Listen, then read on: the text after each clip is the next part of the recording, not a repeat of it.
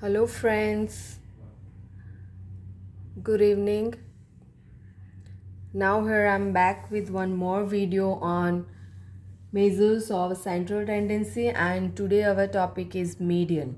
In last video, we have discussed about mean.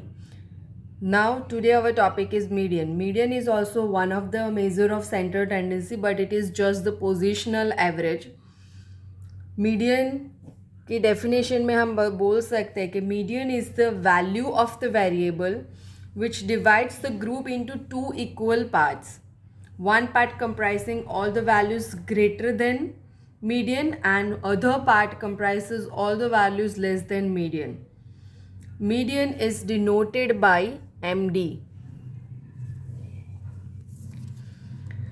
अब यहाँ पे अलग अलग केसेस है. हम अगर रो डेटा की बात करें जो अनग्रुप्ड डेटा है उसमें वो डिपेंड करेगा कि नंबर ऑफ ऑब्जर्वेशंस कितने हैं. अगर जो नंबर ऑफ ऑब्जर्वेशंस हैं वो हमारा ऑड है, n is odd, then in that case median is equal to the n plus 1/2th value, and this is after arranging the observations in either ascending or descending order. As for example, here we are given 5 observations, 8, 12, 40, 60 and 50. Let us arrange them in ascending order.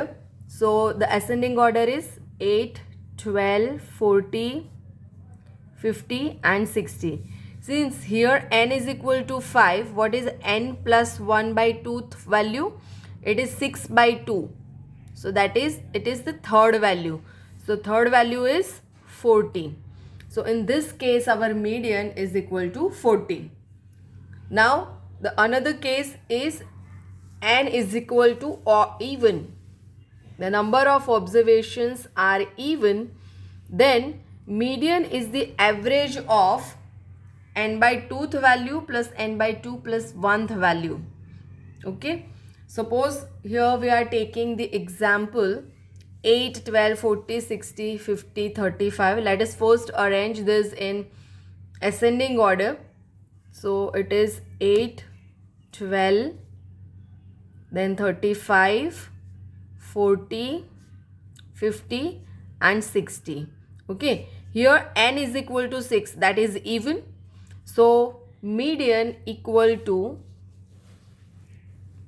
n/2th value यानी कि 6/2th value, 6/2th value plus 6/2 plus 1th value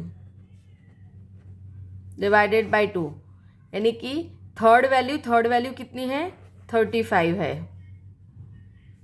और ये fourth होगी ना, fourth value है यहाँ पे 40 divided by 2. So that is 75 divided by 2. So that is equal to 37.5, right? So here our median is 37.5. Okay. तो जो इवन केस है उसमें यहाँ पर बीच में कहीं पे मीडियन है और इसके एक तरफ जो नंबर ऑफ ऑब्जर्वेशंस है वो सेम है यहाँ के नंबर ऑफ ऑब्जर्वेशन से, राइट? यहाँ पे जो हमने देखा कि ऑड के केस में क्या था, ये हमारा मीडियन है. मीडियन के लेफ्ट साइड पे 2 ऑब्जर्वेशंस है और राइट साइड पे 2 ऑब्जर्वेशंस है. राइट साइड पे जो भी नंबर्स है वो सारे मीडियन से ग्रेटर है, और लेफ्ट साइड पे जो भी नंबर्स है वो मीडियन से लेस है. ओके. अब यहाँ पे हम सेकेंड केस देखते हैं कि फ्रीक्वेंसी डिस्ट्रीब्यूशन हमें दिया है जिसमें नंबर ऑफ ऑब्जर्वेशंस है और उसकी फ्रीक्वेंसी दी है हमें. ओके. तो यहाँ पे मैंने एक एग्जांपल लिख लिया है. अब इसमें हम मीडियन कैसे कंप्यूट करेंगे वो देखते हैं. तो सबसे पहले तो हम लेस देन क्यूमुलेटिव फ्रीक्वेंसी जो है वो कैलकुलेट करेंगे. इसको हम कैसे कैलकुलेट करते हैं वो देख लेते हैं. यहाँ पे जो फर्स्ट फ्रीक्वेंसी है वो यहाँ पे एज इट इज़ रहेगी 1. देन उसको ऐड करेंगे यहाँ पे सेकेंड ऑब्जर्वेशन के साथ, यानी कि 1 + 9 क्या होगा? 10. फिर 10 + 26 कितना होगा? 36. फिर 36 plus 59 is 95. 95 plus 72 is 167. 167 plus 52 is 219. और इस ऐसे ही हम इसको कंप्लीट करेंगे. तो यहाँ पे एंड में जो मिलता है वो टोटल होता है फ्रीक्वेंसी का. तो हमारा यहाँ पे एन होगा 256. ओके, अब सबसे पहले हम कैलकुलेट करेंगे n बाई 2. तो n बाई 2 कितना होगा? 256 divided by 2 is equal to 128. Okay, बीच का जो सेंट्रल वैल्यू है वो 128 है. ठीक है, तो 128 कहाँ पे आ रहे हैं? यहाँ पे क्यूमुलेटिव फ्रीक्वेंसी डिस्ट्रीब्यूशन में 95 और 167 के बीच में होगा ना 128. तो ये यहाँ पर आएगा. ओके, तो इसके रिलेटेड हमारा ऑब्जर्वेशन क्या है? 4 है. सो यहाँ पे जो मीडियन है वो होगा 4. तो हमें कौन सी क्यूमुलेटिव फ्रीक्वेंसी लेनी है? जो n/2 से जस्ट ग्रेटर देन हो, राइट? सो यहाँ पर हमारा मीडियन है 4. ओके, नाउ नेक्स्ट और लास्ट केस है कंटिन्यूअस फ्रीक्वेंसी डिस्ट्रीब्यूशन. तो कंटिन्यूअस फ्रीक्वेंसी डिस्ट्रीब्यूशन में हमारा मीडियन का फॉर्मूला ये होगा L plus n/2 minus CF upon F into I. यहाँ पर L क्या है? L is the lower limit of the median class. CF is the total of all the frequencies before median class. F is the frequency of median class and I is the class width of the median class. अब median class कौन सा होगा? तो median class हमें मिलेगा n/2 से.